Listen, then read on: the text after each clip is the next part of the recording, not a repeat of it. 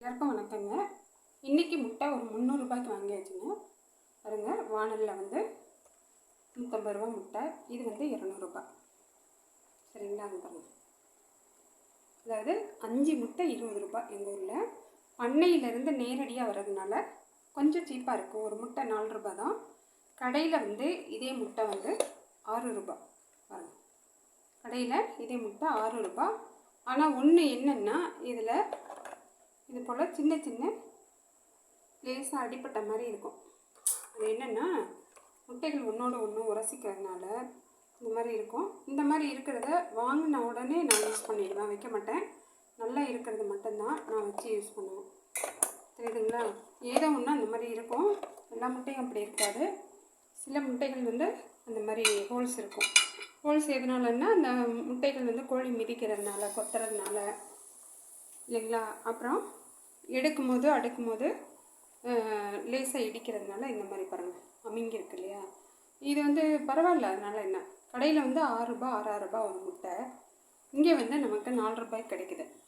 சில நேரம் 3 முட்டை 10 ரூபாய், 6 முட்டை 20 ரூபாய்க்கு கொடுப்பாங்க. அந்த மாதிரி அது வந்து எப்படின்னா, கொஞ்சம் இந்த மாதிரி சைஸ் சின்னதாக இருக்கும். இது பெருசாக இருக்கிறது பாருங்கள், இது பெருசாக இருக்குது. கொஞ்சம் சின்ன முட்டையாக இருக்கிறது வந்து 6 முட்டை 20 ரூபான்னு தருவாங்க. நம்ம பிள்ளைங்களுக்கு இதுதான் கொஞ்சம் கட்டுப்படி ஆகுது. அதனால் நான் வந்து முட்டை வாங்கி வச்சுப்பேன். நான்வெஜ்ஜு நான் செய்கிறதில்லைங்க, யூஸ் பண்ணுறதில்ல. அதனால் செய்கிறதில்ல. முட்டை சாதம் பாருங்கள், இது ரேஷன் அரிசி சாதம் தான் வேகுது. சாப்பாடு ரெடி ஆகிட்டுருக்கு. பச்சரிசி தான் ரெகுலராக செய்வேன். பச்சரிசி வந்து தீர்ந்து போச்சு. இது வந்து கிலோ 15 ரூபான்னு சொல்லி வாங்கினேன். ரேஷன் அரிசி புழுங்கல் அரிசி தான் இன்றைக்கி வேகுது. பாருங்கள், பச்சரிசி வந்து எங்கள் காடுக்கு வந்து 20 கிலோ தான் போடுறாங்க. அது பத்துறதில்ல. 10 ரூபான்னு சொல்லிவிட்டு அந்த அரிசி போடும்போது போய் அங்கே கடைக்கிட்ட நின்னா கொடுப்பாங்க. தேவையில்லைங்கிறவங்க கொடுப்பாங்க. அது கொஞ்சம் 40 கிலோ 50 கிலோ வாங்கிட்டு வந்து ஸ்டாக் வச்சுக்குவாங்க.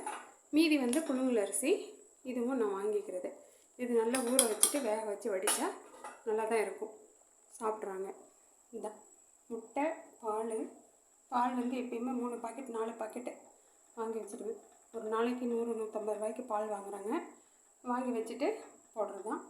இது தக்காளி குருமா வைக்கிறதுக்காக எங்களுக்கு தக்காளி குருமா தோசைக்கு அதுக்கு வந்து கட் பண்ணி வச்சுருக்கேன். வெங்காயம், தக்காளி, இது போட்டிருக்கு, தேங்காய், கொஞ்சம் தேங்காய், பூண்டு 5-6 பல், அப்புறம் வந்து சோம்பு, இதெல்லாம் போட்டு வதக்கிட்டு 2 வெங்காயம் கட் பண்ணி, இல்லை உருளைக்கிழங்கு கட் பண்ணி நல்லா வதக்கிடணும். கருவேப்பிலையும் வெங்காயம் வதக்கிட்டு அதுக்கப்புறம் இதெல்லாம் அரைச்சி ஊற்ற வேண்டியதான். ஊற்றிட்டு மசாலா தூள், மிளகு தூள் எல்லாம் போடணும். தக்காளி குருமா ரெடி. இது வந்து நைட்டு எங்களுக்கு டிஃபனுக்காக நான் செய்கிறேன். காலையிலேருந்து சாப்பிடல. சரிங்க, தேங்க்யூ.